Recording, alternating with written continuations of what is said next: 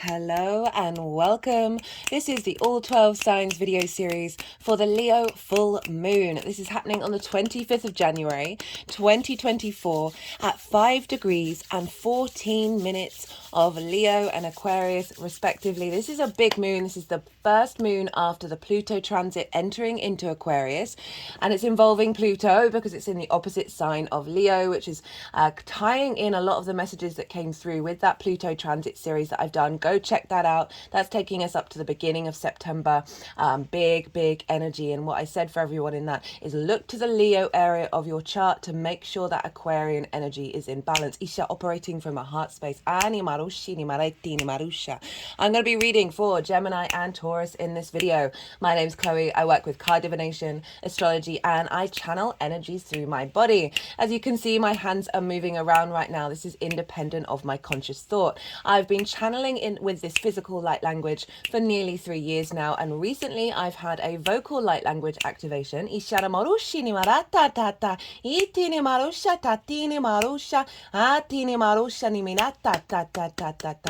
still integrating that. I'm still working with it. Whether you're consciously aware of what's going on, this is drawing in energies from different dimensions to help us heal, help us clear stuck energy, and open up portals to source to get us in alignment with our soul's frequency. Lots of clearing of energy in our light body, as well as bringing in activation codes. It's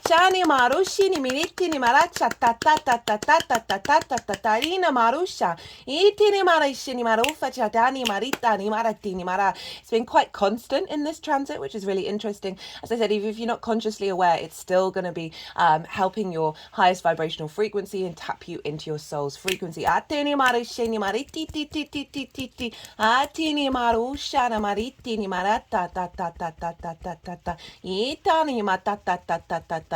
they've not quite done it this way before.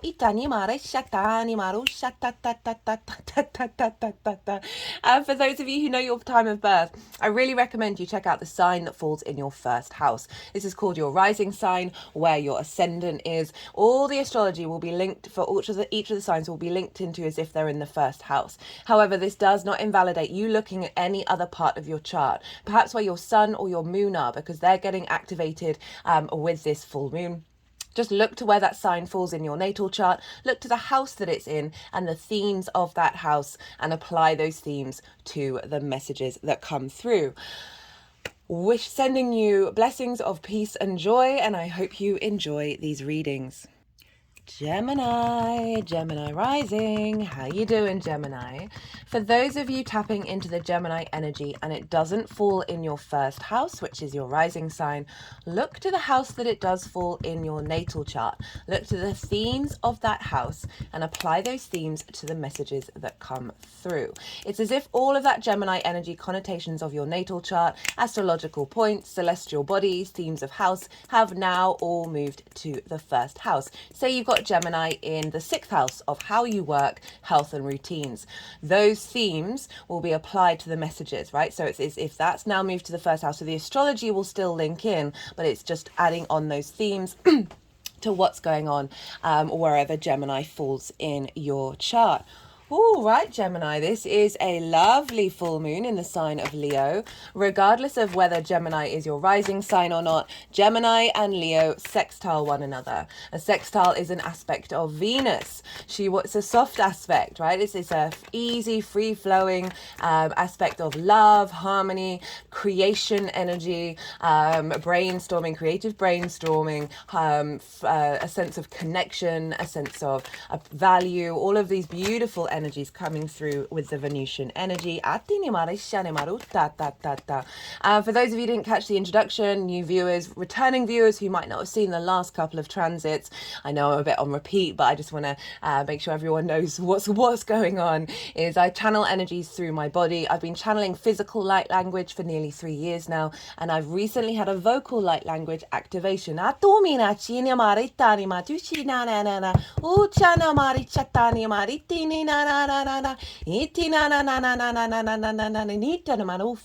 still integrating all of this. Sometimes I get words in my head that are linked into what's being communicated. Other times it is just accentuating what I'm already saying, and the messages that are coming through in the astrology and the tarot. It's helping clear energy in your light body and bring in activation codes to get you more in alignment with your soul's frequency in this incarnation. So even if you're not consciously aware of what's going on, it's all helping facilitate integration and creativity. Ashene maru shatani maru maritina nita nina ashini toshini matina matushene eshene moruma ishinana mutina nina musha itini maru shitina ufina lani matushene nata ishana nita marifi.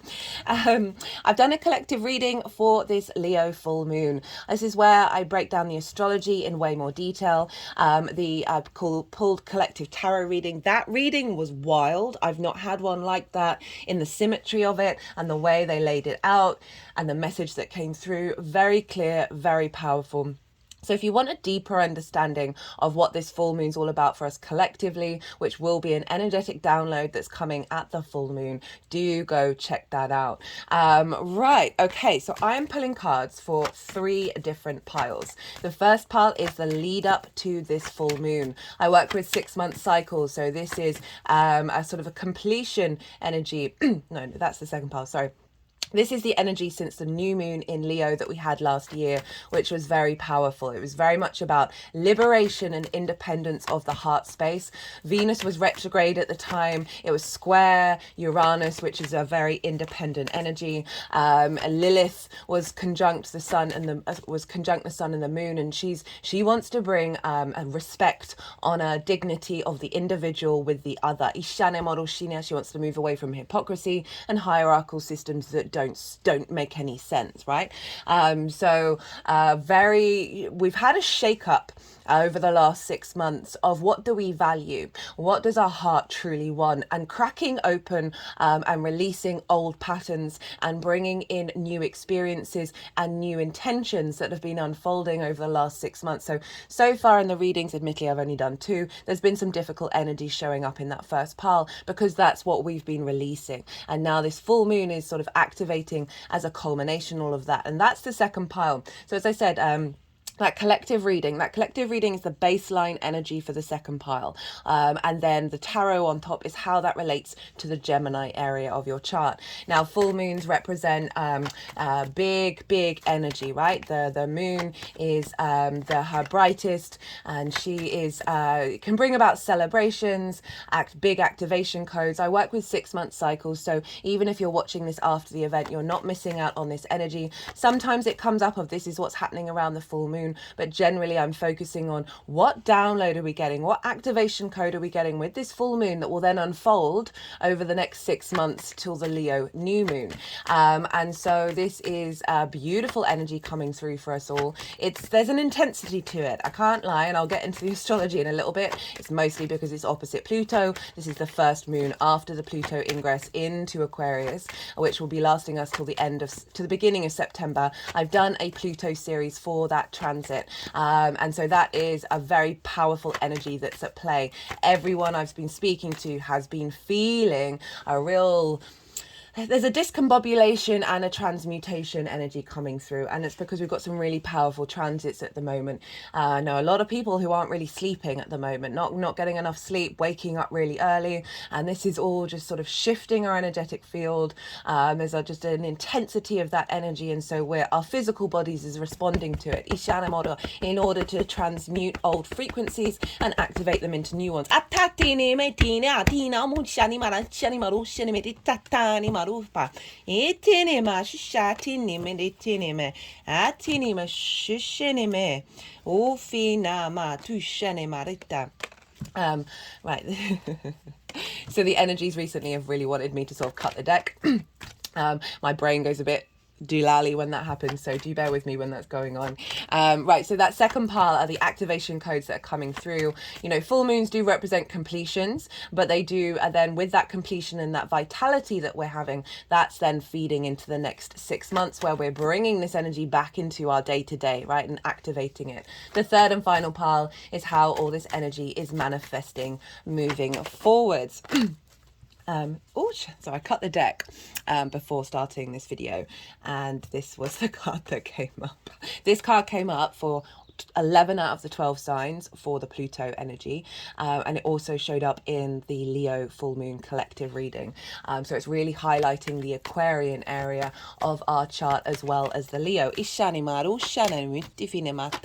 So we've got this very creative energy between you and the Leo energy. So things coming into harmony, the ability to activate new pathways based on a sense of value and love and creation.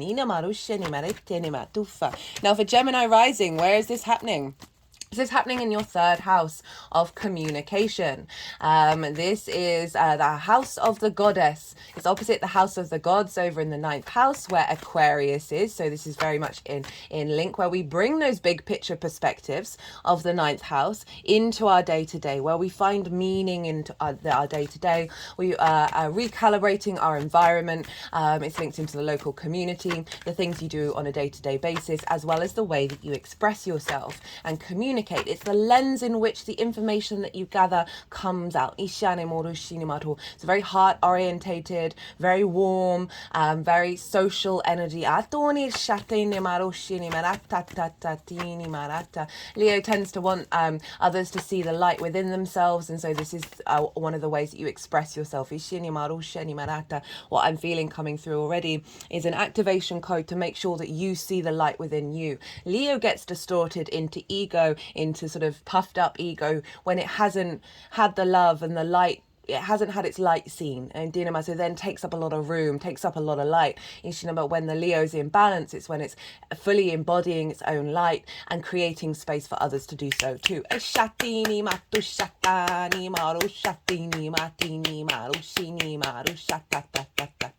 if you've had any difficulties around value and being seen, in the way that you express yourself in your day-to-day, in your local community, finding meaning as well, of not necessarily finding the light. I feel like this full moon is definitely bringing that in. They haven't done this ta-ta-ta noise before. I'm wondering what this is about.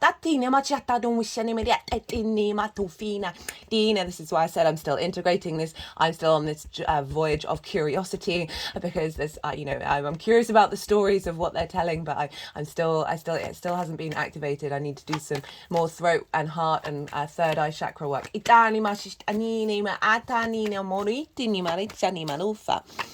So this is also linked into short distance trips, learning something new for the first time, and siblings. So these themes can show up around this full moon. You may be going on a trip. That's making me laugh. I'm just thinking of a Gemini rising who is currently on a trip, a short trip.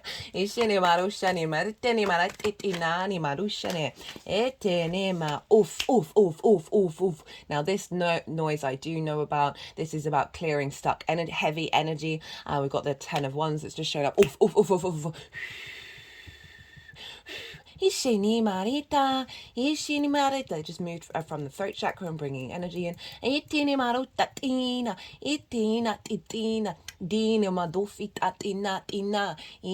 still doing work around the throat chakra. I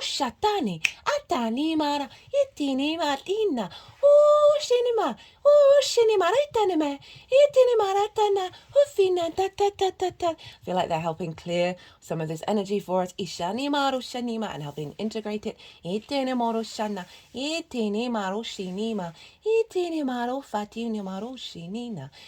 Helping you find nourishment.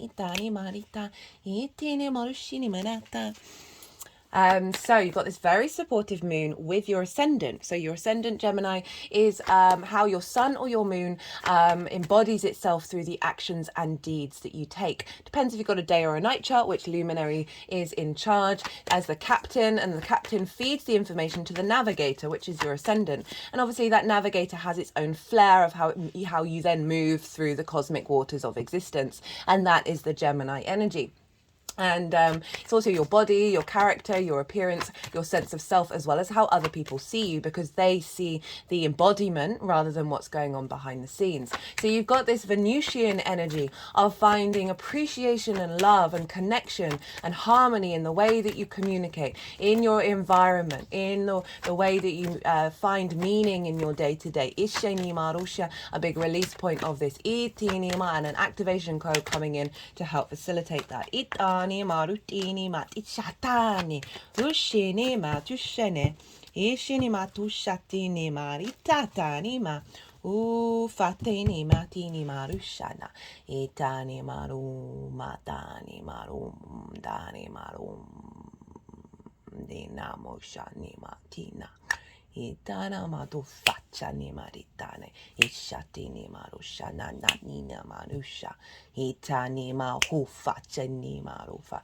I've recently had a reading by this amazing woman. I'm so glad she exists.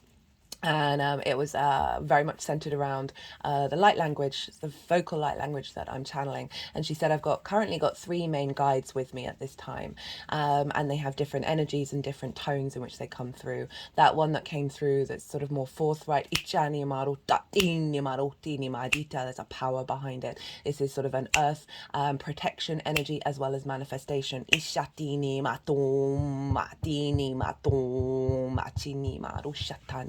Itini atani marushanima, ishani marushinima, titatini marushinima, tatatanima, itini marushinima. So, full moons. I see 3 main themes show up around full moons. Sometimes none, sometimes all 3.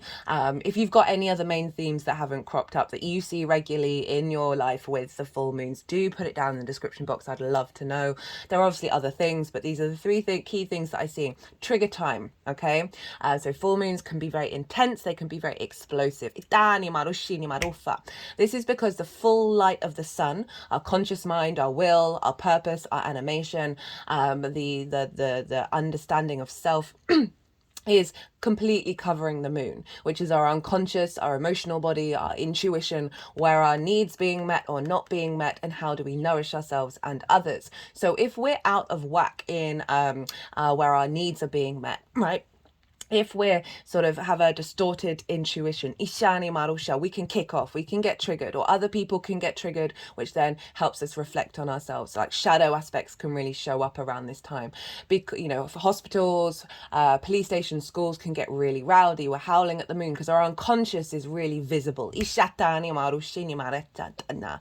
And obviously we integrate, right? And we do shadow work. It's part of the journey of the human species currently.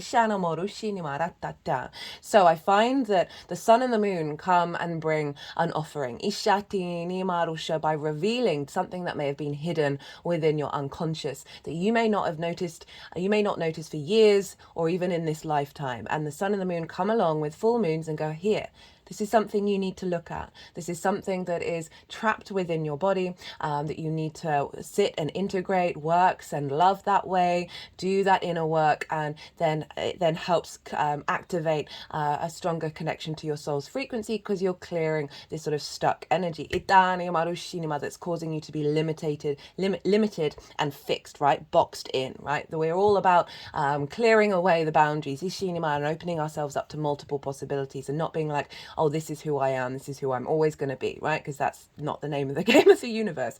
I mean, inherently we are because we're source energy, but we're here to play around. So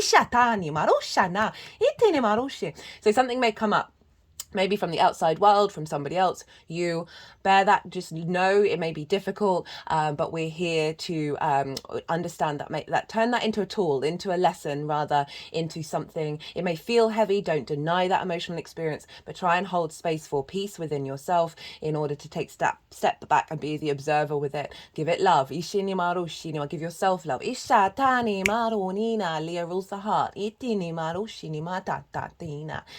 second thing is, say you've been doing the inner work on a particular thing, and usually this will happen when you're ready, that a situation will show up that is a mirror, is a certain energetic frequency that's linked into a trauma, linked into a limiting belief. And you're like, oh, why is this showing up? I thought I cleared this energy. I thought I'd raise that vibrational frequency. Well, so often we're just doing things in the mind. We're not necessarily working with the physical body. And what this does is it allows us to move through this situation and come out the other side and be like, oh, or even during it. So that certainly happened to me. The last one for me was the Pisces full moon. And that was like, what the F is going on. And I could tell very quickly it was linked into a past pattern. And even though I was kind of like, oh, do we have to do this? Can't I just have some fun?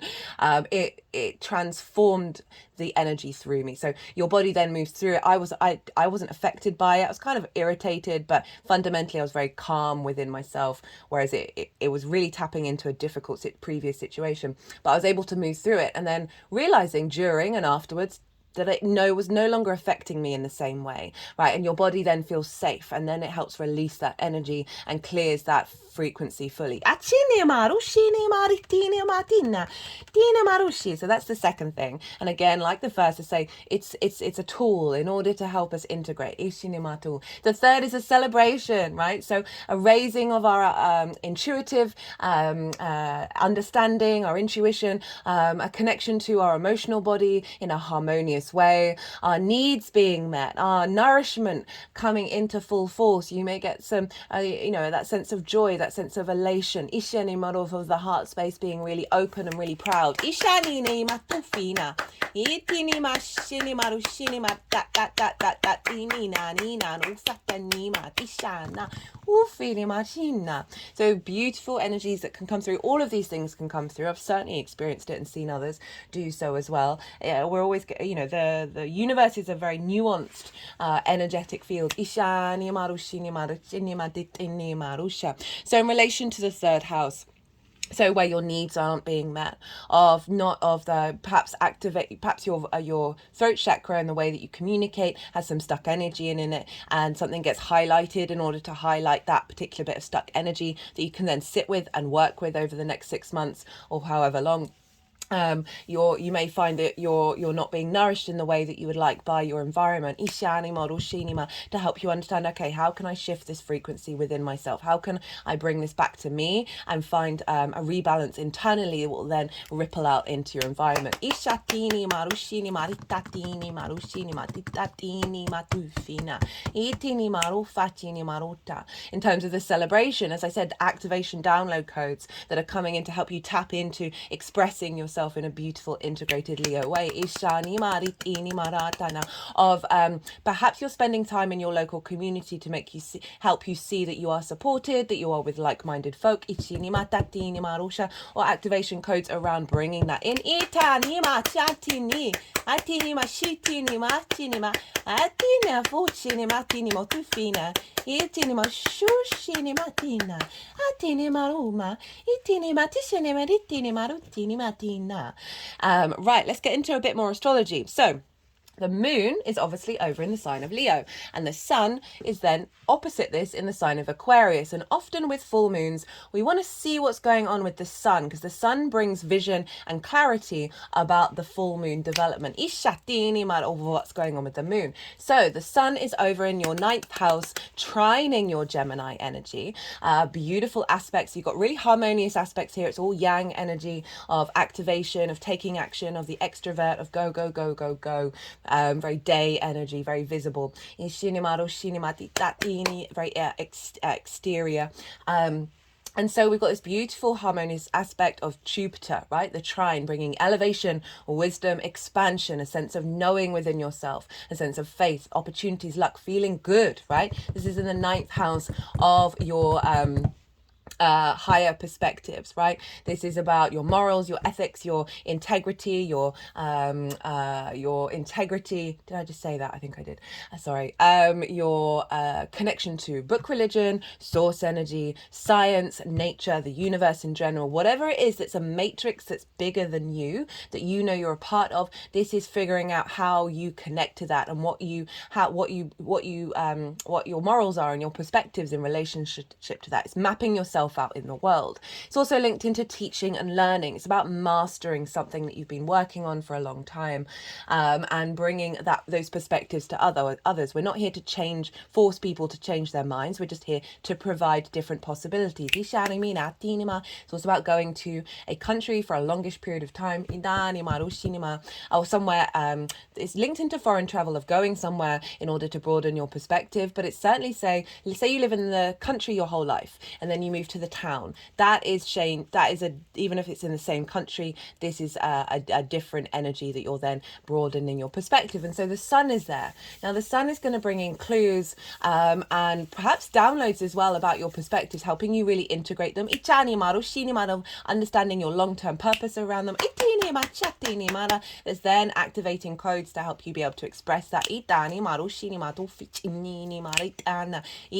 Some of you may get the desire to go and live somewhere else. And this may be an activation of a part of cycle of doing that. You might get an idea about what you want to start to master, and that can be activated down in the third house of beginning a new course.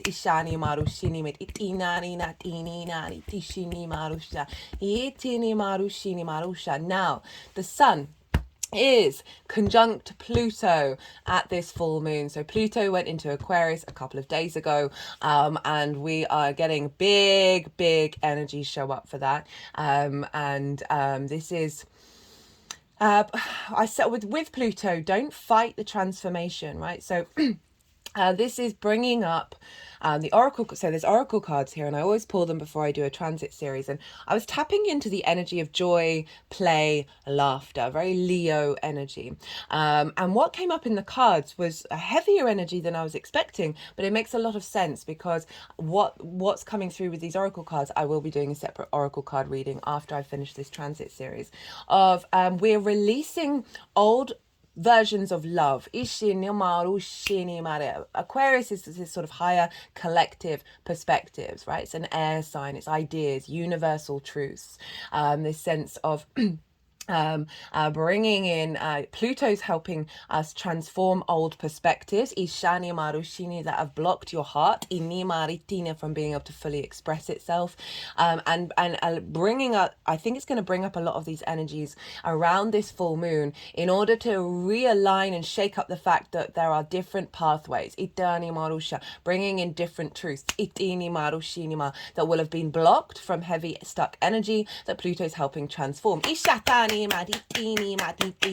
help us understand a new way of loving. My hand's just gone over my heart area, not the heart chakra.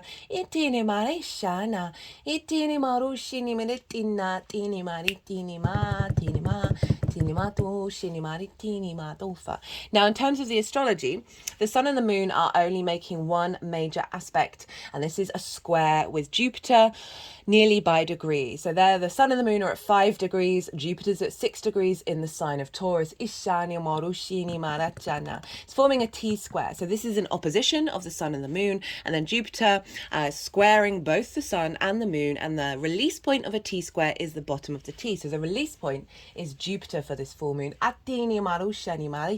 Squares can bring about conflict, drama, frustration, winning at all costs, ruled by Mars. We do have that energy of the conflict energy show up.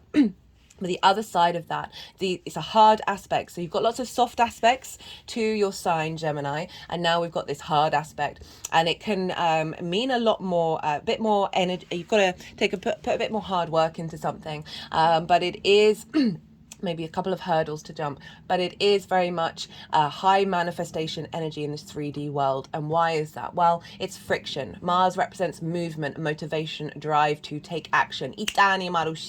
Without this, atoms wouldn't rub up against one another in order to create 3D time and space that we're very currently, this dimension that we're very currently aware that we're in. So this is 3D manifestation energy. We are building here.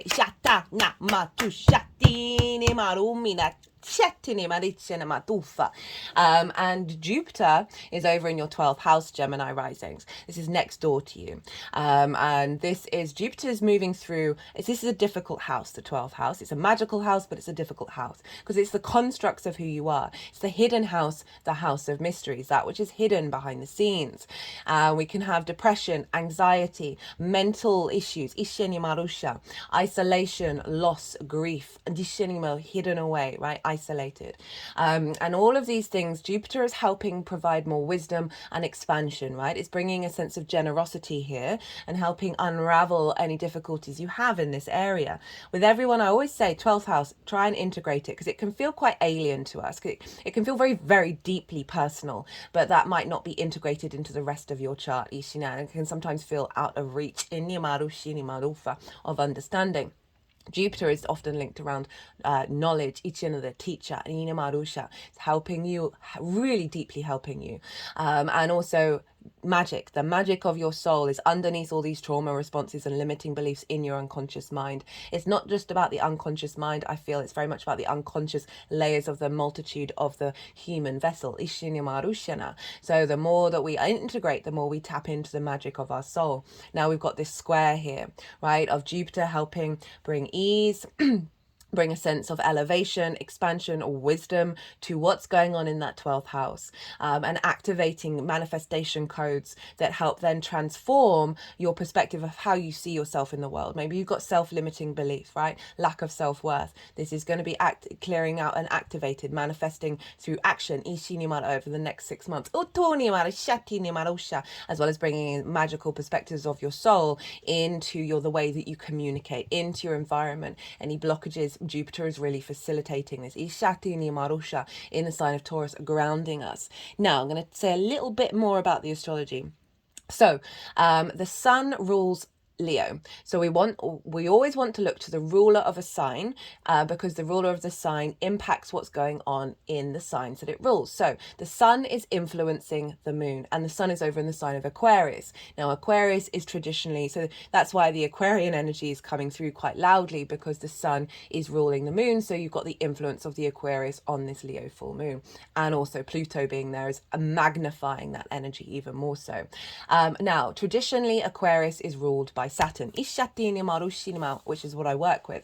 Now Saturn is over in the sign of Pisces in your 10th house of life purpose, career, visibility, how the big outside world sees you, as well as bosses.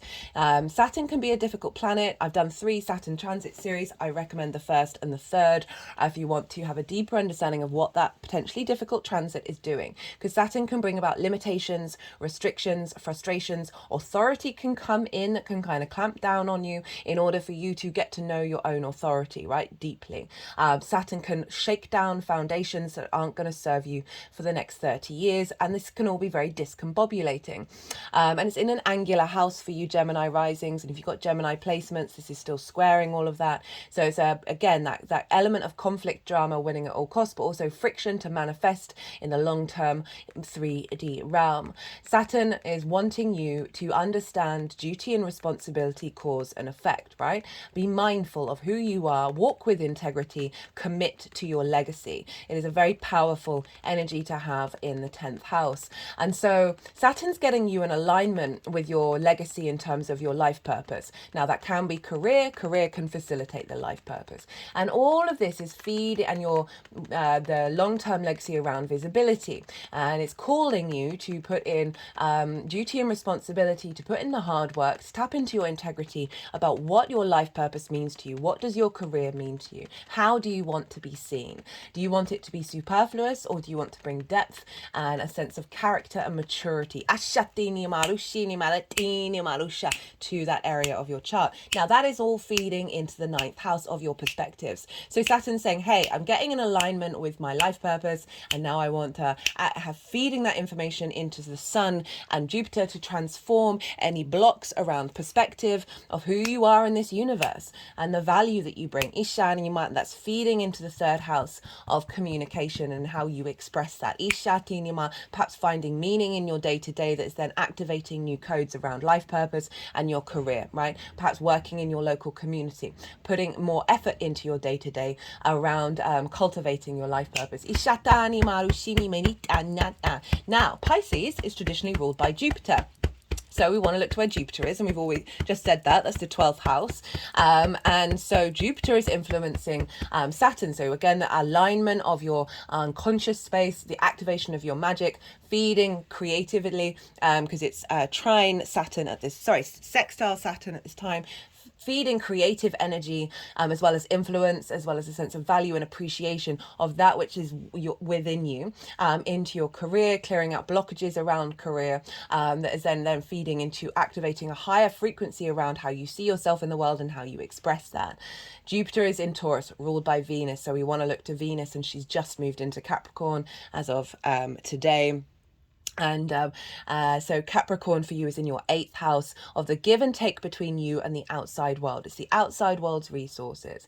This can be commissions, bonuses, inheritance, cosmic and 3D inheritance, taxes, car loans, all those sorts of things, as well as the exchange between you and anything other than yourself. Time, money, things, energy, intimacy, Ishani Marushana. And not only just in the 3D, but in the 5D. It's a very magical house. Venus is moving through here, giving more ease and grace around your connection to you and the outside world.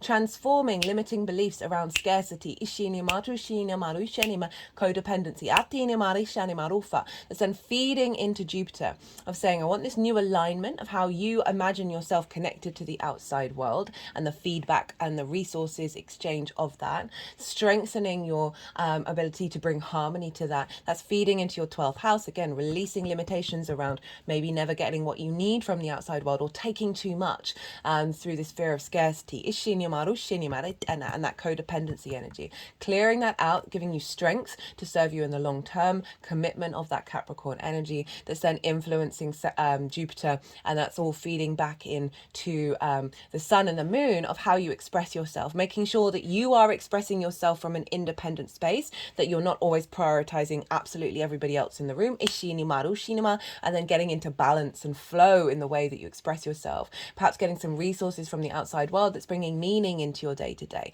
that's bringing a strength of a feeling that you want to bringing in a more harmony into your environment, because you're moving away from scarcity. Now, Venus and Jupiter are trine one another, right? Bringing in wisdom and elevation. Venus and Jupiter are both sextiling Saturn. Again, all that Venusian energy. Now, we've got a very yang moon. We've got air and fire, very yang energy, but it's being influenced by a very harmonious energy of the yin, right? So this is bringing yin energy brings nourishment, depth, nuance of observation, strategy into this longer term transformation of action. So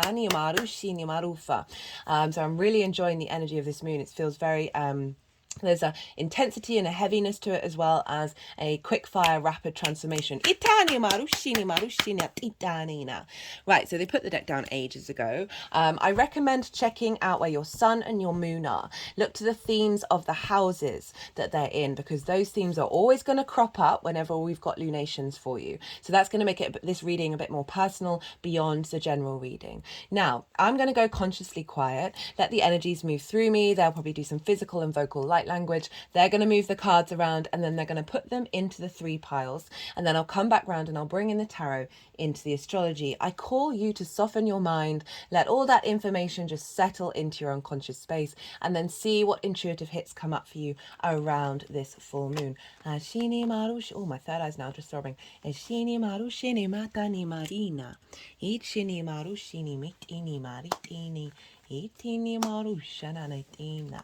Itini marushina, itini maru fane matina, itini marusha, atini marushinima, itini marushini metina, itini marushini marita, itini marushini maritini matina, ufini matushini mata, itanene, itanene, itanene.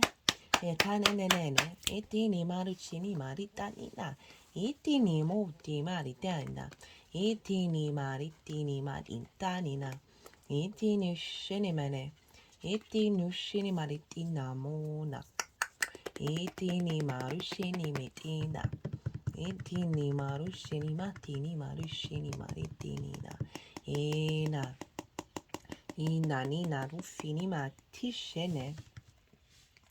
Itinu finine, itinu maruma, ilanina fateni matushene, itine, tine maruma, itini matushene detene, Tenimena. Tinina manina marusha. Anima noma. Anima namini tinima. Itine. Itine majishine. Tini maruma.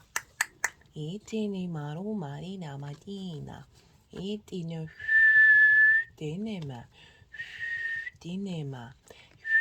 Tini marushi tini metina.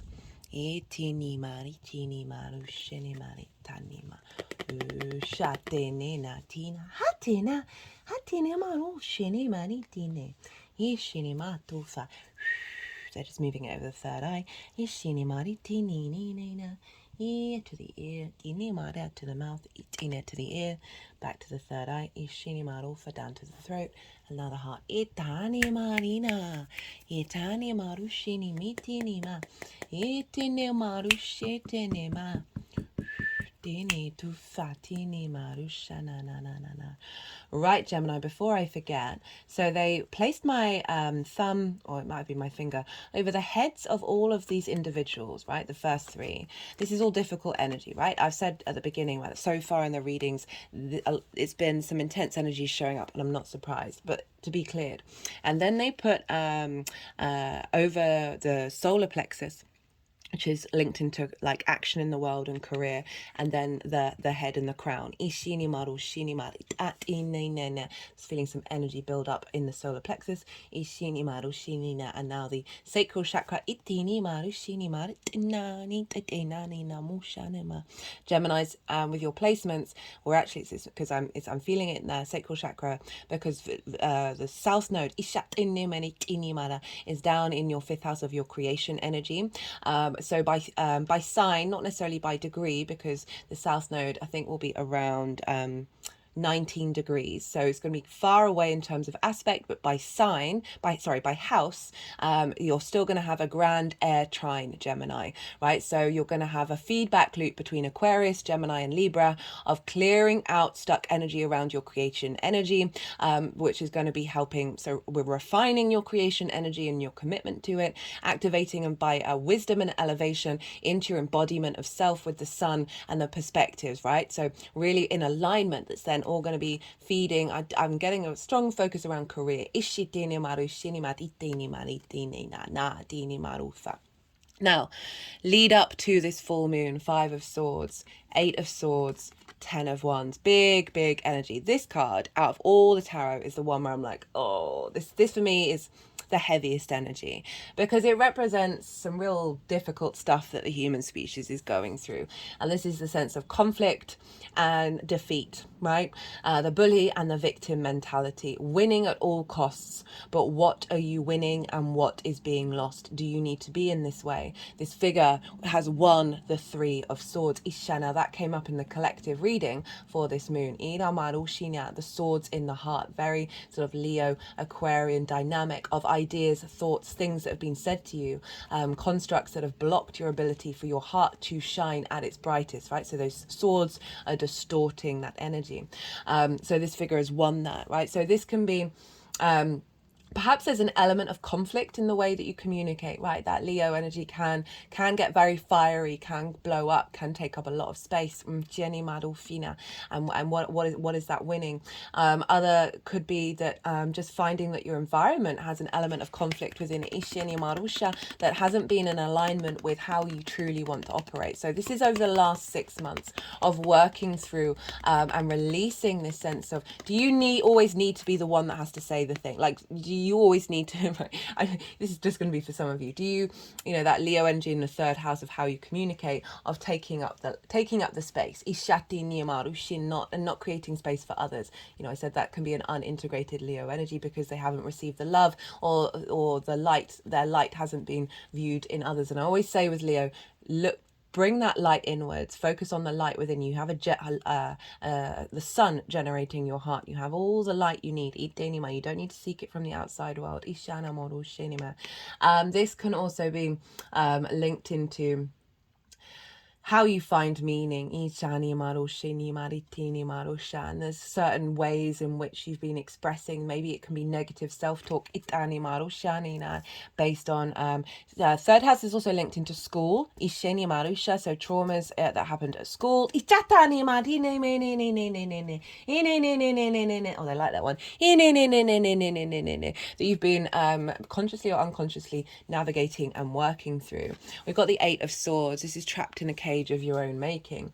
This is a sense of illusion of, like, in order to feel safe, sometimes we trap ourselves in boxes when actually the abundance and the true safety in the sense of inner peace comes from expanding. So there may be certain constructs and ideas that have blocked you, kept you safe, isolated you from finding meaning in your day-to-day, isolated you from your local community, isolated you from the way that you truly understand how to express yourself. And it's come with the Ten of Wands, this sense of burden, this heaviness, right? So very interesting. We've got swords and wands here, both air and fire, which is this full moon, and the wands crowning it here, of this sense of, so having lots of wands isn't a bad thing, but it's how, you know, that person could be lifting that with one hand, but they're not. There's a sense of burden and heaviness, being hunched over, not being able to appreciate the beautiful day, or that realize that they're nearly at the end of having to carry all of this. And this in terms of perhaps feeling like a weight of responsibility when it comes to your local community, feeling like there's just so much to do in your day-to-day, that there's a heaviness in your environment and a heaviness in the way that you communicate, that feels like a burden, that you haven't quite been able to tap into lightness and liberation. And so that Venus retrograde that we had with that Leo new moon and the Uranian square, as well as Lilith, was helping clear out this energy and bring in some balance and some truth to yourself, of old patterns that are no longer serving you, old ways of connecting through the heart that are distorting your energy.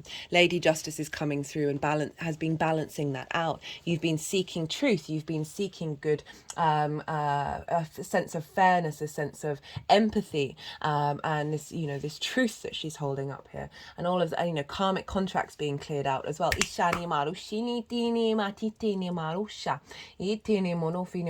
While exploring this new Venusian energy that's going to be unfolding over the next 8 years. It's helping bring a sense of clarity and a new contract in how you connect to your heart space.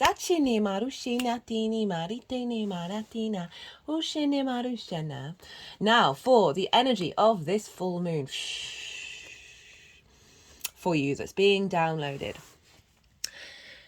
King of Swords, Judgment, Page of Wands, Page of Pentacles. Love these pages showing up for the house of communication. And the power of the King of Swords and Judgment behind them. Really clear message, very, very loud. King of Swords, know your truth. And the confidence and the sovereignty to be able to express it and take action on it. So by speaking your truth from a space of integrity, this changes the environment in your physical body, which then reverberates into your outside environment. Activating new codes around truly deeply understanding the universal truth of what meaning means to you and how to then implement it through your actions. Judgment, a raising up of frequencies. Got some very Aquarian energy coming through of those perspectives, high frequency perspectives being activated. And the vision behind them. So the Judgment card is raising the dead. So we've got Pluto involved here as well. This also showed up in the collective reading. These figures... you know, they're grey, they represent wisdom, and this angel, this angelic frequency, and the vibration is being raised up. This is a sense of ascension coming in the way that you understand how to communicate, in the way that you understand meaning and what your environment, both internally and externally, reverberates at, right? So, you know, facilitating the resources from the dead, right? Pluto in Aquarius, of activating new perspectives, of who you are, your soul's relationship to the rest of the universe, universe and its purpose here. Leaning back into that 10th house of Saturn, clearing away unconscious energy in the 12th house that has blocked you from being in your own sovereignty, and getting those relationship dynamics in alignment, the resources from the outside world, both 3D and 5D, all the Ds, Ishan and Yamushinima, bringing in those frequencies with Venus, bringing harmony into your unconscious, that's then going to unfold in your perspectives, as well as bringing in magic to help you facilitate your journey. 2 pages for the 3rd house of communication. You couldn't make it up. So with this activation download coming in, new perspectives that are serving your passion, your drive, your creativity, as well as your 3D experience of being, of commitment, right? Saturn up in your 10th, commitment to your 3D experience, commitment to work and money and your health, Ishani Marushinima, and your embodiment of self, Ida Manusha. Lots of messages, lots of new ways of communicating that are more in alignment with the truth of yourself. Ishatini Matu. So very useful energy pages. They're very excited. They've just got into the court. They're very happy to be there. And so thinking of that energy in the 3rd house of finding joy and meaning, right? Finding synchronicities and clues in your day-to-day basis. That helps bring a stronger sense of connection between you and the universe.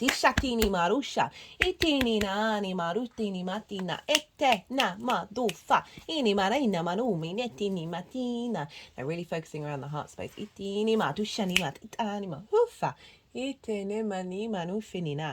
how this is all manifesting moving forward. Ace of Wands, 6 of Pentacles. Okay, 6 of Pentacles, Ace of Wands, King of Pentacles, King of Cups. Love all this King energy showing up for you moving forwards. It's really highlighting the clarity of that King of Swords coming in, that's then helping really reinforce this. 6 of Pentacles, this is about giving and receiving, right?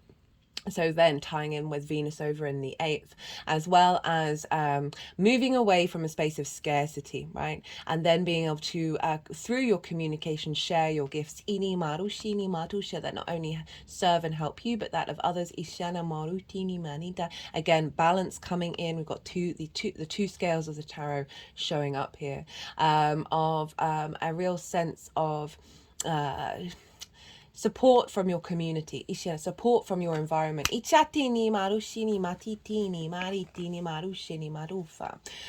that Ace of Wands, which is a sense of virility and power, moving from that 10 of Wands to the Ace, of a real vibrancy, and there's virility in your environment, that it's bringing sparks of creativity, sparks of passion, emotion and transformation in your day-to-day, in the way that you express yourself, rather than feeling that burden, this sense of liberation, and a clarity of the Ace. King of Pentacles, King of Cups, grounded in confidence and sovereignty, in bringing abundance into your day-to-day, bringing the richness of meaning from those perspectives into the way that you communicate, into your environment, feeling secure in yourself is what I'm getting from this energy with the 2 kings. They know how to take action, so real commitment to the things that you do on a day-to-day basis. We've got the King of Cups, which is emotional maturity, strong intuition, strong creativity, real sense of command and maturity in the way that you express yourself. That is facilitating you committing to your life purpose.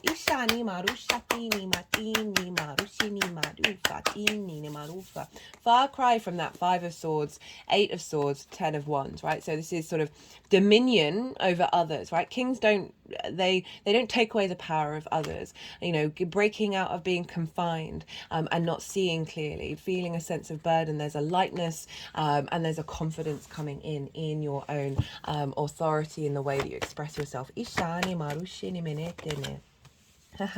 Got the Hierophant, which is Taurus energy, trainer, wisdom, understanding, mentoring. So it's focusing on the wisdom card, which I kind of thought it would do, of lots more with that King of Swords and Judgment card, with those pages of downloads coming in to help you access your wisdom. Ichani Marusha, we got nature perspective, right? So our nature, our environment, a recalibration, a changing of your perspective of how you see yourself in the world. Ishani Marushini Marita Dina, getting back to your soul's nature. Apologies, Gemini. I just had to pause because the postman turned up, which I just thought was hilarious when I was talking about, you know, this new perspectives and messages being delivered. There's like a package is being delivered for you.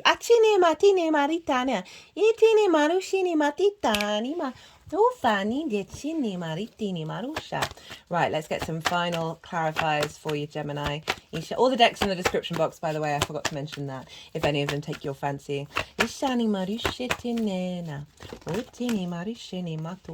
Compassion for where you've been and what you've been doing, and also how to bring that into the way that you communicate, right? Compassion is like a form of empathy, of being able to hold space for yourself and for others. For understand their stories. Just got spirituality, a higher understand compassion of where you've come from as a soul. And the journey that you've been on. We've got individuality as well. And spirituality of your unique way of expressing yourself, right? And an environment, right? And recalibrating that environment.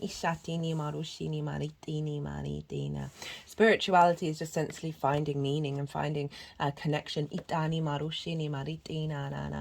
So really being in alignment with your inner self and then your outer self and the way that you express yourself. Speak your truth. Learn how to speak your truth in a way that doesn't diminish other people's realities and cause more conflict, right? So often with Leo in the third, I can find, because you've got Cancer in the second as well, of wanting to nurture and nourish others, and sometimes sacrificing your own needs and your own nourishment, and then perhaps going inward and finding the desire to share and be is being very loud, but you're forgetting to share and be with yourself, and that can get distorted and cause blockages in your throat. Beautiful reading, beautiful cards. I really love this sort of highest perspective of who you are, who your soul is, that's helping you then walk with your own autonomy and authority with all those kings showing up. Right, Gemini, I'm going to leave it at that. I hope you enjoyed this reading. If you did, don't forget to hit that like button. Personal readings, hit the email address in the description box. Reach out to me about what you might be interested in, and I'll sort of let you know what I like to tailor to the client. So there's all sorts of things that we can incorporate into a reading. Be good to yourselves, Gemini. Be good to those around you. And most importantly, be well until we meet again. Taurus rising. How you doing, Taurus? For those of you tapping into the Taurus energy and it doesn't fall in your first house, which is your rising sign, look to the house that it does fall in. Look to the themes of that house and apply those themes to the messages that come through, right? So all the connotations of your Taurus energy in your natal chart, astrological points, themes of house, celestial bodies, they've now all moved to the first house. So the astrology will still link in, but just with the themes of the house it is in. So you've got Taurus in the sixth house of how you work, health and routines. Apply that energy to what's coming up. Right, okay, we've got this big Leo full moon happening on the 25th of January. I've done a collective reading for it. This is where I break down the astrology in way more detail. I did a collective tarot, collective messages come up. And so if you want to go check that out, that is already live. Big energy. Haven't had a reading like that in any of the readings that I've done. In the layout and the symmetry of it was just wild. Okay, regardless of whether Taurus is your rising sign or not, Taurus and Leo square one another. You are both fixed energy, Taurus. Squares are an aspect of Mars. Mars can bring up conflict, drama, frustration, or winning at all costs. But the other side of that is a high energy manifestation vibe, right? So this is because Mars represents movement, motivation, and action. So this is friction. Without friction, we wouldn't have atoms rubbing up against one another, creating 3D linear time and space in this dimension that we're very consciously aware that we exist in. So this is big activation, building, manifestation energy with a square. It is a hard aspect, so there can be some difficulties that show up, or certainly energies that aren't easy and free flowing. But overall, it is a very powerful energy for a square. For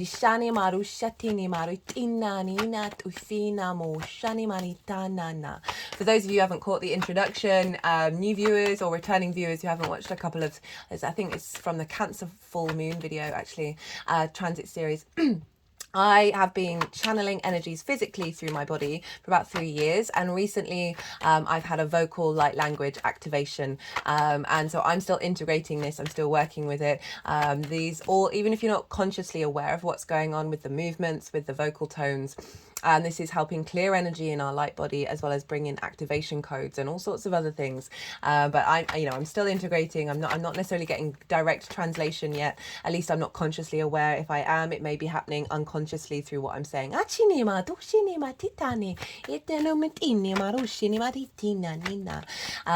Right. Okay. So square energy, wherever Taurus is in your chart, this is a big full moon.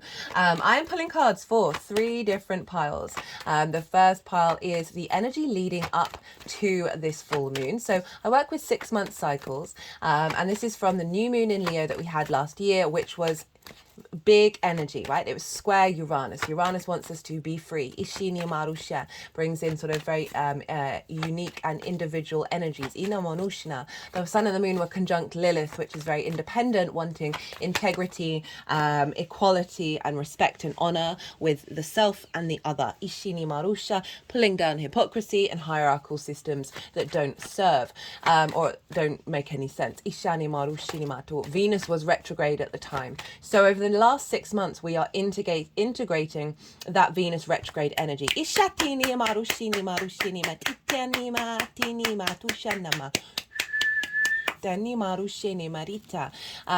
we're going to see after this full moon, so the closing out of that cycle, a newer energy come in from the Venusian area of our chart. And excuse me.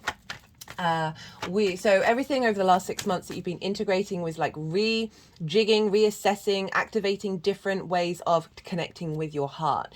So far there's been some difficult energy showing up for every sign, but in order to be released, this is what we've been, and this is the culmination of this moon, as well as the integration, because in order for us to release those difficult energies around the heart, we have to be aware that they're difficult in the first place, which shows tremendous amount of self understanding and respect. Ishatini marushini meritatina motufa. Itini marishani marina. Ufina. Right, so that's the first pile of, the sort of journey that you've been on, what has been transmuted, what's coming up, what's come up over the last 6 months, certainly in relationship to this moon. And the second pile is the energy of the moon itself. And so the baseline of this is the collective reading, and then the tarot will be how that affects the Taurus area of your chart. This second part, as I said, I work with 6-month cycles. I focus mostly on the energy download, the activation code that's coming in at the full moon that will then unfold over the next 6 months. So it's how all the astrology talk to each other at the time, that frequency, as well as the messages that come through in the tarot and the oracle reading. That's all here. I'm going to be doing the oracle reading after this transit series. And so the tarot on top is in relationship to the Taurian area of your chart. So it can be about what's going on around the full moon, and if it does pop into my head, I will say it, but it's mostly what downloads happening around this full moon that will then unfold over the next 6 months for you. The third and final pile is how all this energy is manifesting moving forward. So those are the piles. We're dealing with the Leo full moon. Now, where is that for you, Taurus rising? That is in your 4th house of roots and foundations. It's the darkest part of your chart. It is your ancestors, both blood and soul lineage, parental figures, a roof over your head, and the things that you do in private. It is your foundational space. It's a key house, angular houses we have here. And angular house transits are very powerful. They are the pivot points and the foundational cross of your natal chart that everything else moves and unfolds with. So we've got the Leo area of your chart being activated, as well as over in your 10th house of life purpose, career, visibility, how the big outside world sees you, your reputation and bosses. So we've got this full moon happening here, squaring your ascendant. And this is how you embody your sun or your moon in your actions and your deeds, depending on if you've got a day or a night chart. It's the lens in which the sun and the moon, which, they are the captain. One of them is the captain that then gives the information to the navigator, which is your ascendant, and that navigator has its own lens in which how it moves through the world. The destination is still the same of what the captain intends, but the navigator has its own way of getting there. And this is often why the first house is how other people may see you, because they see that embodiment, they see how you move through the world rather than what's going on behind the scenes. It's your body, it's your appearance, it's your character, it's your sense of self, it's the house of self. So we've got these squares, these activations, these building energy, this manifestation energy come through. Ishatini marushini matatini maritini marusha. Itini marushini marichani maritanima. Atini marushana. So recently I've had a reading done by a wonderful woman, and it was focused around the vocal light language, and she said I have 3 guides currently with me that are the predominant energies that are coming through in the vocals. Now, that vocal that was just coming through is sort of ethereal energy that is linked into healing and high vibrational frequency activation codes. They're tapping quite hard, they're tapping over the heart area, not the heart chakra. Sort of, I feel like what it's doing is sort of shaking up and discombobulating stuck energy in order to bring in these new frequencies. Tapping over the 3rd eye chakra of being able to see clearly about your heart's energy. Leo rules the heart.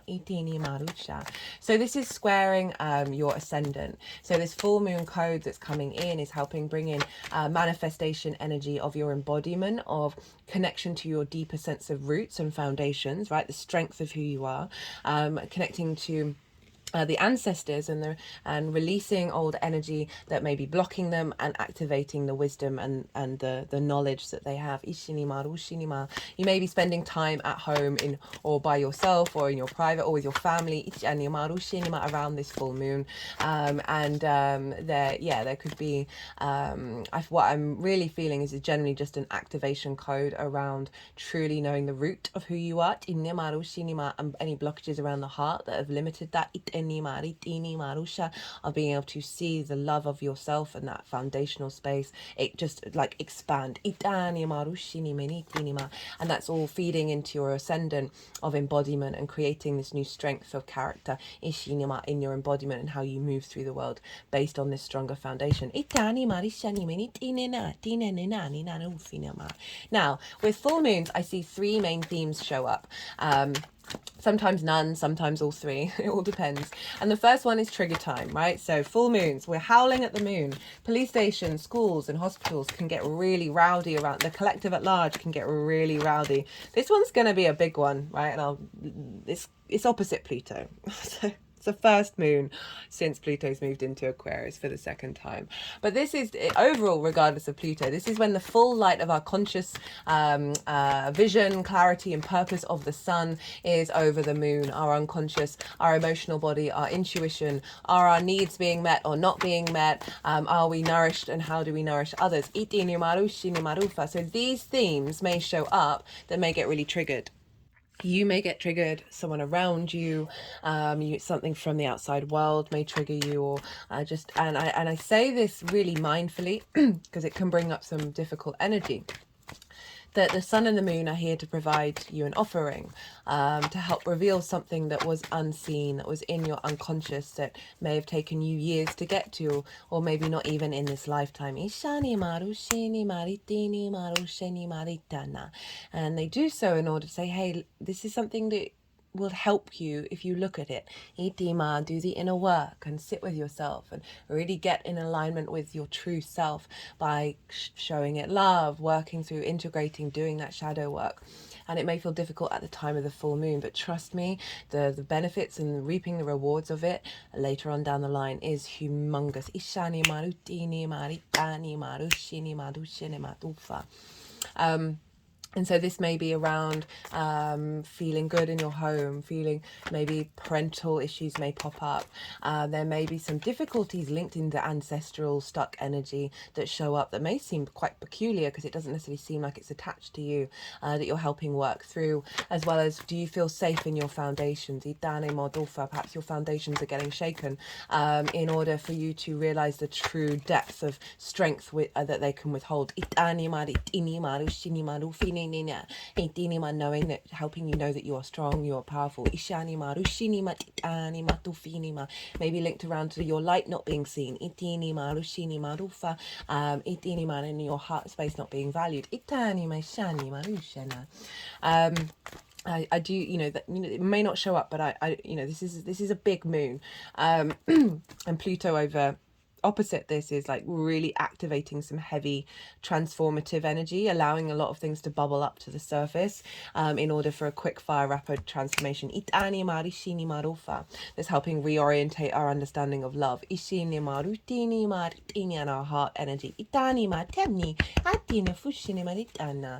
Now second thing is, so when we've done the inner work, the universe will come along via the sun and the moon and will provide an opportunity that is very familiar. It's a familiar energy to a trauma or a limiting belief that will show up in your life, and you'll be like, why is this here? I thought I'd worked on this. Well, so often when we do the inner work, it can be a very mental space, and what we really need to do is a full embodiment, right, through the body, through the emotions, through our mind, Ishinima. So they're all in union with one another, because sometimes some energy can be stuck in those areas where you think in your mind, okay, I'm over it, I'm done, but something may crop up that's very familiar to a previous trauma, and you'll walk through it and you'll come out the other side and you'll be like, oh, that I'm all right, I'm fine, I'm safe, that didn't touch me in the way that it would have done in the past, I didn't get triggered.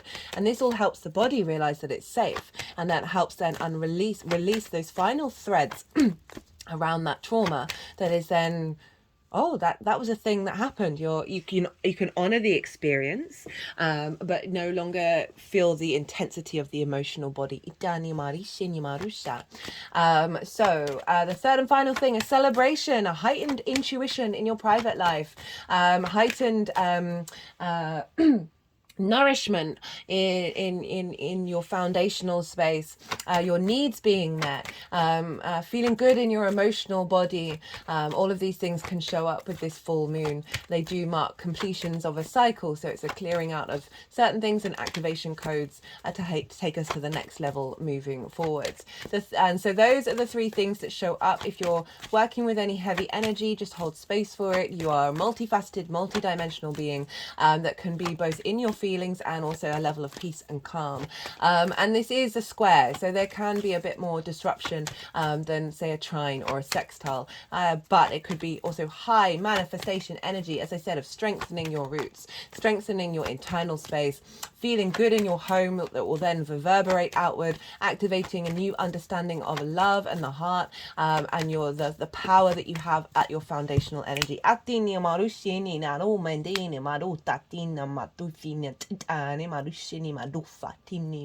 This energy is more earth manifestation and protection energy, and power, allowing us to step into our authority as the individual, without sacrificing our connection to the other. So, right, we want to look to where the sun is, and the sun is over in the sign of Aquarius, again, squaring your Taurus energy. And this is forming a T-square, and with a T-square, so that's hilarious, that came out in the collective reading, came out for Gemini as well. I think it came out for Leo. It's coming out a lot. It came out in all of the signs other than Pisces in the Pluto in Aquarius. This is Aquarius, so it's funny that I'm talking about it. So a T-square is an opposition, right? Sun, moon. And then the Jupiter is squaring that 90-degree angle either side. Sorry. your Taurus energy, because Jupiter's involved, this is the same format as what's going on with Jupiter. Your Taurus energy is at the bottom of the T, which is the release point of a T square. So the focus here is with your career and life purpose. Career doesn't have to be life purpose. It can facilitate it. Your big reputation, your visibility, it's the highest point in the chart. It's your bosses, it's how the big outside world sees you. And this is all squaring into your Aquarian energy. So with full moons, often we may get clues and signs around where the sun is, because the sun is bringing the visibility of your life purpose and your career and your visibility, and then activating codes of strengthening those foundations in order to facilitate it. You may receive recognition from your career that you're then celebrating in your private life. We've got this T square to you, Taurus, of your embodiment of self. And so this this vision and clarity of where you're headed and what you're doing is taking you to strengthen your foundational space that is then really in alignment with you being able to walk your talk, right? You embodying these two in harmony with one another moving forwards, rather than, say, prioritizing your career constantly and negating your private life, making sure, yes, sometimes we do need to prioritize one area over the other, but not in a consistent nature. We want to always come back to the other side. Full moons can highlight where we're out of balance, so that may crop up of your needs not being met in the private life because you're prioritizing so much over in the career. So that could be a very much a thing, or finding more vision and clarity about where you're headed, which means that you feel more nourished and more at peace in the home life because you're not worrying about that. Also, so we've got Pluto conjunct the sun and opposite the moon, and Pluto is bringing about deep transformation. I've done a Pluto in Aquarius season. As I said, that King of Swords showed up a lot, and that's already live, that's out there, so that'll help you understand what this moon is all about. And I said in all of those readings, look to the Leo area of your chart in order to make sure that there's balance here with this very powerful transit. And as I said, Leo operates rules the heart, so operating from a heart space, knowing that that is a powerful universal truth of power and frequency, cultivating that in your home life in order to facilitate the expansion of your career, the transformation of your career that will be going on.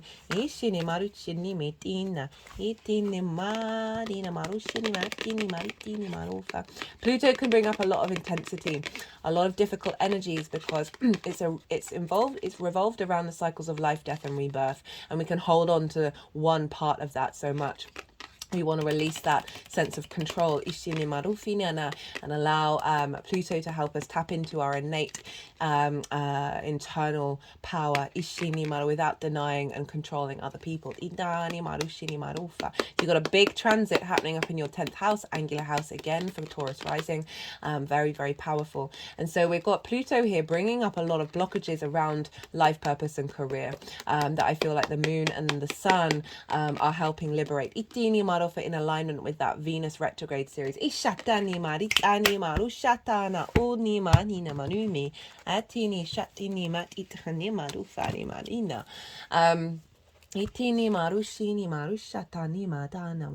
Now, so we're all wanting this imbalance with your embodiment of your physical body and your sense of self. Clearing distortions. Open up portals. Because this is a completion of the liberation energy that was getting activated with that new moon back in Leo. Now let's talk some. So the sun and the moon and Pluto are making only one major aspect, and this is to Jupiter in your sign Taurus. So everything that I said about the T square, the release point, and the sort of the potential conflict that can come up around your embodiment of self. You may find your physical body might be feeling a bit tired. If we're getting new activation codes come in, this can mean that our physical body has to sort of go through a bit of a ringer in order to bring in those new activation codes. So that could definitely be a thing. But don't worry, don't fear over it. It's all just helping the process. Jupiter's there and squaring this energy. So Jupiter brings elevation, wisdom, expansion, a sense of knowing, a sense of confidence within yourself, and it's moving through your first house. You may have felt a restriction of that with Jupiter up until the end of this calendar year, and now Jupiter's direct because it was retrograde, and now we're feeling more momentum here, and this is a big activation Itani marushini marusha of your truth, of knowing your truth and being able to walk your talk, feeling confident within yourself, which is meaning you're going to get some higher new codes that are facilitating that confidence and your ability to do the things that you need to do and expand. Jupiter's helping us forge in the fire this very strong energy that's coming through with this full moon, that is bringing your home and your career into balance, your life purpose and the support of the ancestors into your embodiment of self. Ishinima, Jupiter expands, right? So really creating a lot of space in your sense of self and your character. Ishinima, ritinima, rushinina, that's allowing space for all these different energies that are forming a beautiful matrix. Ishinima in your physical vessel. Itanima, rishinima, ritinina. Now that's the main aspect. So what we will now want to do is look to rulership. Whatever's going on with the ruler of the moon is influencing what's going on with the moon itself. Now the sun rules the moon, so we've talked about that. The sun is giving vision and clarity over in the sign of Aquarius, and so it's influencing this moon. So even though this is a Leo moon, it's got a heavy influence from the sun. This happens with every Leo moon, of making sure that we're tapping into our universal truths via our heart, bringing in new ideas around love, of operating from the heart space. That is then part of this Pluto transit. Now Saturn traditionally is ruled by, Aquarius is traditionally ruled by Saturn. So we want to look to where Saturn is, because Saturn's influencing the sun and therefore influencing the moon. And Saturn is in your 11th house of hopes and dreams, friends, groups and alliances, and reaping the benefits of your 10th house. Now, Saturn is giving you a sense of maturity and integrity around your hopes and your dreams, right? Helping you tap into your legacy and commitment to these things, and feeding that into your 10th house of career and life purpose, making sure that's in alignment with your longer term cycles, that's then giving you the strength and warmth in your private life and home and the resources to then expand outward. Pisces is traditionally ruled by Jupiter, which is in your sign, as I said. So not only by aspect is Jupiter affecting this sun and moon, it's also by rulership. So the sense of embodiment, the sense of wisdom that you're creating is helping elevate your hopes and your dreams, drawing in a frequency that is in alignment with that in terms of your root and your crown. Now Jupiter is in the sign of Taurus, ruled by Venus. So we want to go look where Venus is. And Venus is in Capricorn, trining your Taurus energy. She's just moved in there. And this is a sense of your perspectives, how you see yourself in the world. When we have a Venus transit through that house, we bring more ease and connection and sense of value to who you are in this universe, your morals, your ethics, your philosophies. All of this is feeding by trine into Taurus, into Jupiter, that's getting you in alignment with this wisdom expansion of embodiment based on these perspectives that are going to serve you the test of time, feeding into your hopes and dreams. So now perhaps if you've had lack of self-worth around how you see yourself in the universe, Venus is helping facilitate and navigate that energy, not facilitate the energy of lack of self-worth, but of an opening up of value and love, which is then all leaning back into the axis of home, root and crown, life purpose, and foundational space. Now, this is very yang energy moon. It's fire and air, sort of action orientated. What downloads are coming through for us to take action on, but it's being supported by this yin energy. So Venus, Saturn and Jupiter are in earth and water signs. Yin is very observational. It brings nourishment, nuance, strategy, and depth to the yang energy. So it's really holding us right in this transformative space for us to then take action moving forwards. Not only that, Venus and Jupiter are trying one another, so very supportive, wisdom bringing in energy, and Venus and Jupiter are sextile Saturn, so they're forming so it's a bit wider than that, like that. sextile is an aspect of Venus, which is bringing about creativity, a sense of value, appreciation, and love. So we've got this very supportive energy between Saturn and Jupiter, longer term gas giants, and Venus of making sure that we feel good in this 3D realm.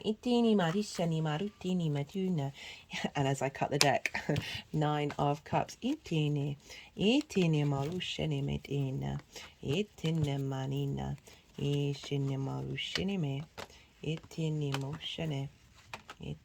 Right, okay. So look to where your sun and your moon are in your natal chart.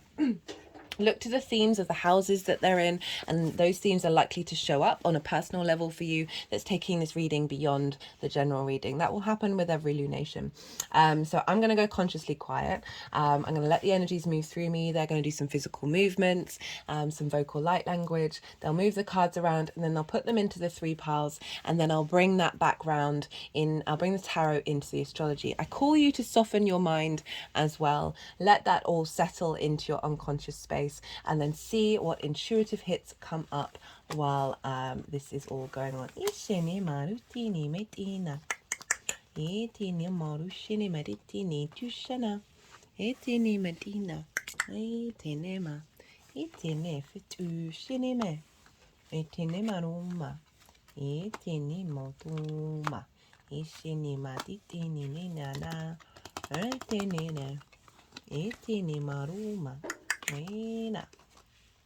Ini marushini metina ni tena tufa tina atine maroda ni marita toma tina ni no moto etini matita ni maritina etini marita ni moti ni maritina tinta mono fatini madina ena etini mech etini machine matushana etini monuma etini marushene metina nina tufine etini manuma etini natushanana tintine manusha etini maritini maritini etini maritini na nina tushene ma etini maruminitina etini Tini manina matufine. Hatine na matufine. Tini tushine mana tini nana dustane na menu hatine hetene. Nani motushine matina tuinanina. Nina monuma. Etini matina meshene me. Etini matu.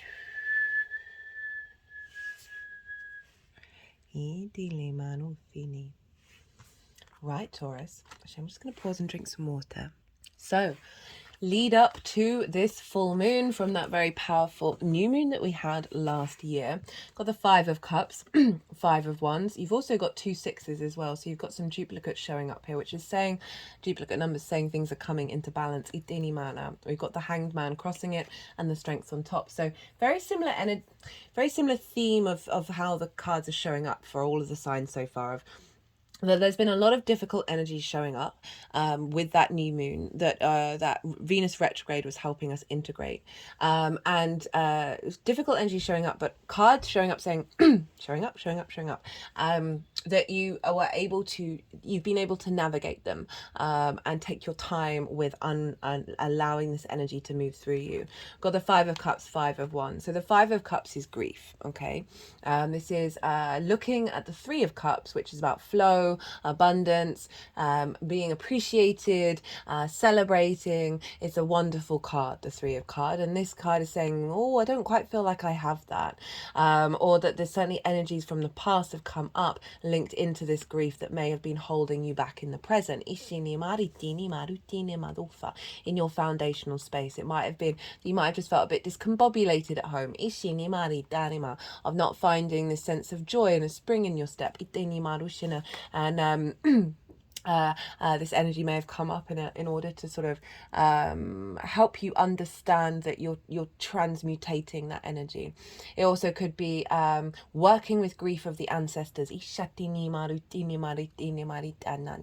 of previous experiences that have had quite an intense grief response to what it means to feel safe at home, right?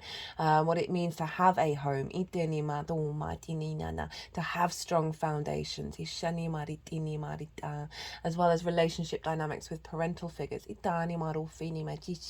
Perhaps you've lived with people where there's always been a bit of discord, never quite being in flow with them, or that you've are no longer in that space. And we've got the Five of Wands as well, which is kind of that discord that I was picking up on. Five of Wands, I've recently seen a meme of this where they've written stupid tent underneath, and honestly it's brought me so much joy. For those of you who've tried to put up a tent, I mean, modern tents are a lot more sophisticated where we can just go click and they'll pop up, but having all the poles and like trying to figure out where to put them, especially if you've lost the instructions. And honestly, I can't not look at this card and see stupid tent. For me, this is sort of chaos energy. There's lots of movement, but there's no momentum. This could be bickering. This could be lots of different energies at home that are all kind of in conflict with one another. It's not quite like the Five of Swords, which has a cruelness to it. This is kind of like perhaps just a lot of frustration around the foundational space, a lot of energy vying for attention. It could be going back to what I was saying about living with people where there's just, it's not like big conflict, but it's just like constant sort of discord, right? It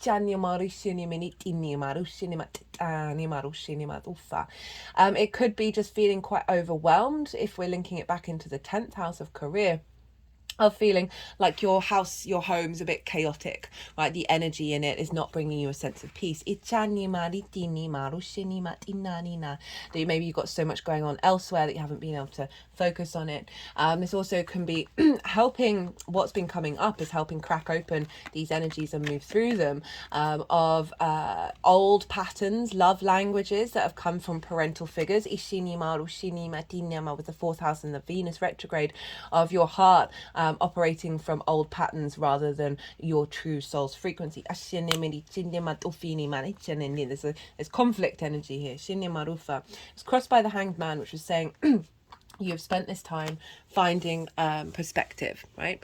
Finding a sense of higher wisdom. These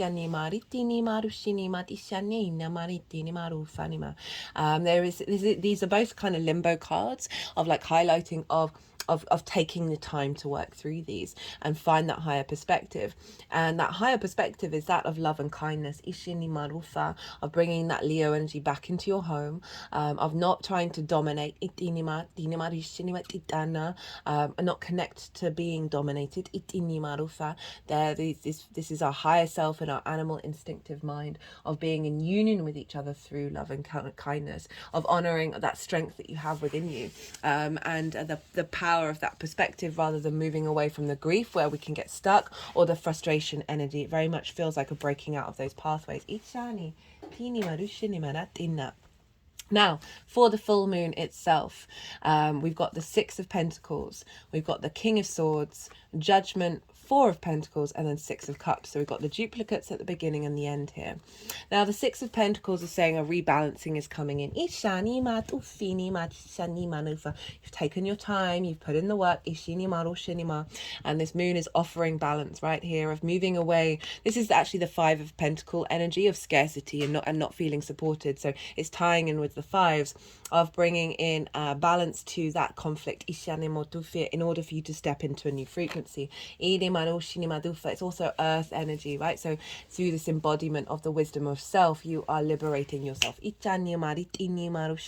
might be a new opportunity around work, but overall just feeling supported in your home space. We've got the King of Swords and Judgment.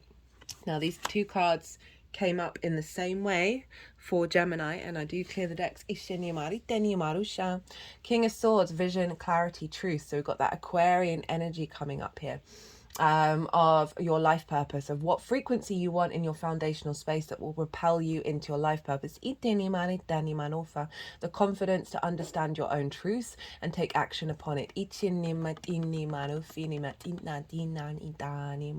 A sense of a vision with judgment, which is raising up your autonomy and your sovereignty in your private space, in your foundational space.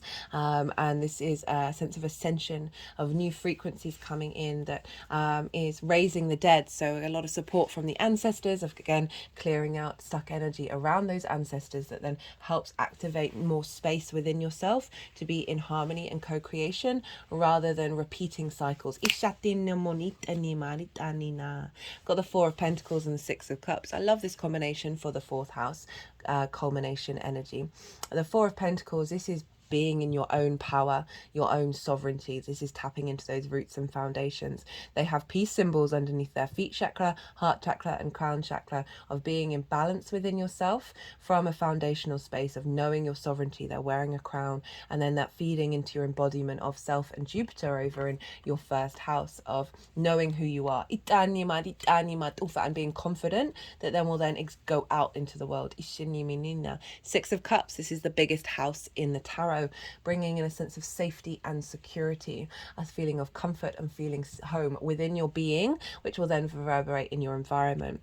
This figure is being offered a sense of abundance, emotional abundance from the past. This can be past life energy, this can be ancestors, this can be just things that have happened in your past that you're able to see with more abundance. Rather than that grief, or recreating parental cycles of conflict, of bringing in peace. Also could be connecting with people on a deeper level in your private life. It's often soul family connection. So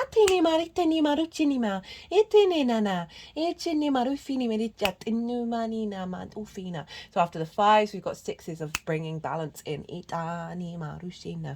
Your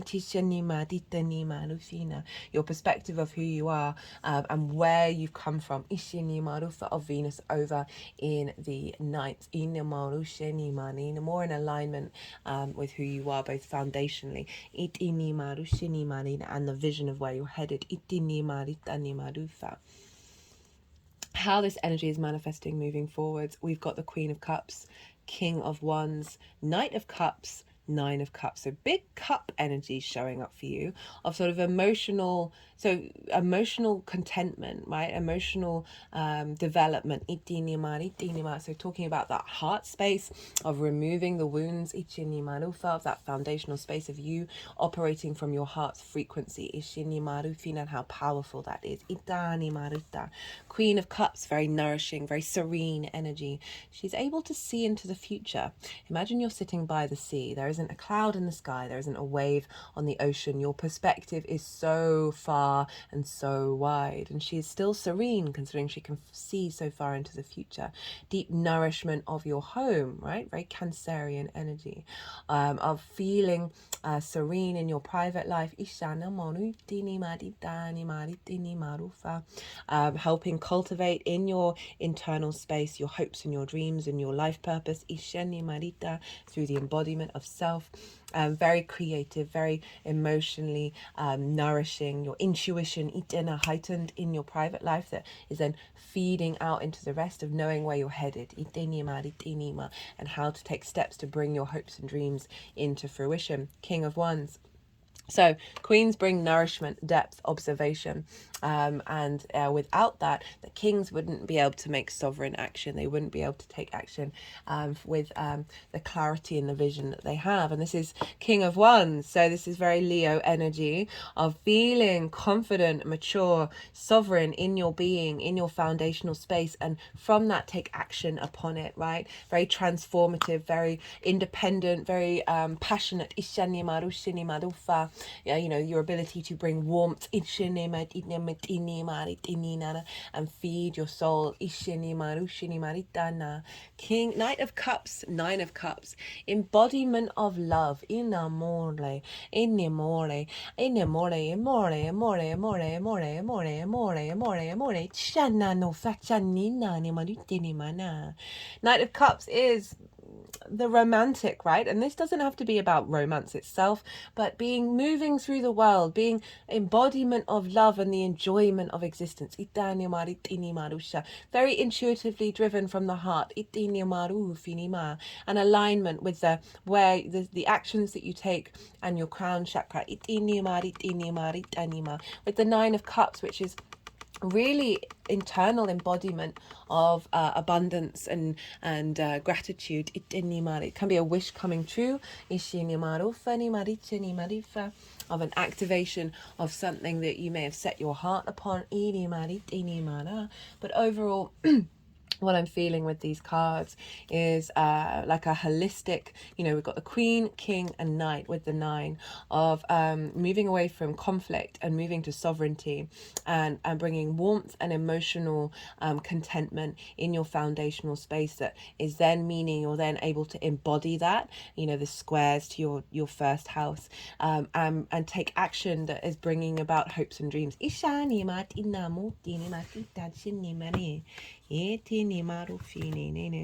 Got energy and flow, Ishini, rather than that conflict energy coming through. A real powerhouse activation in your private life. The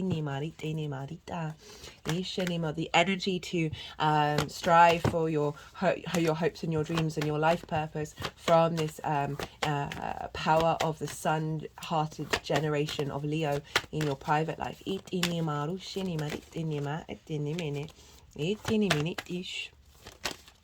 Ooh, okay, these cards are wanting to half jump. There we go.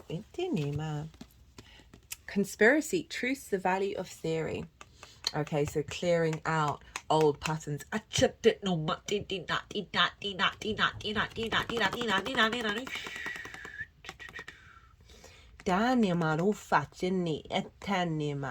Being able to see the whys and the wherefores. I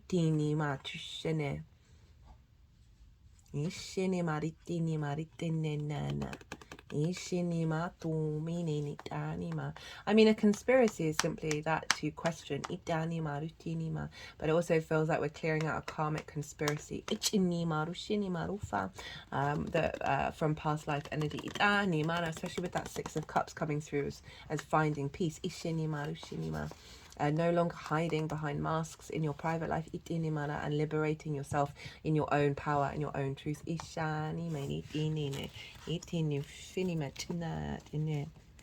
the deck and got the Sun.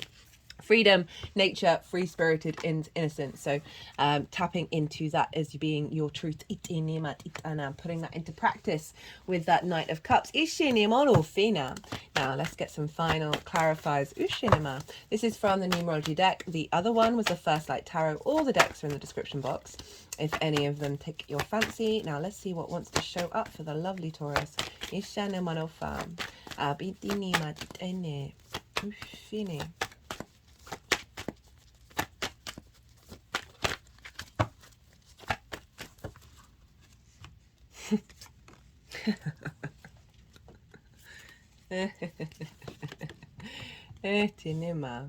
Right, domestic harmony.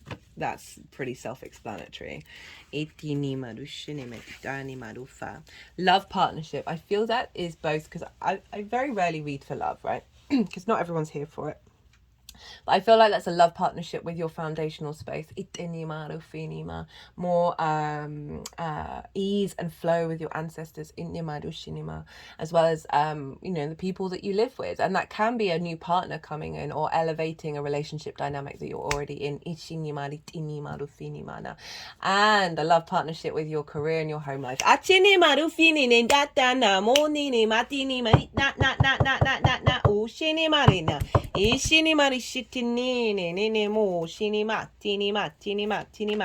Right, leadership and pride. Really, you know, that's really confirmed by the three kings of Orient are. Of finding this inner strength within yourself, right? And this being activated.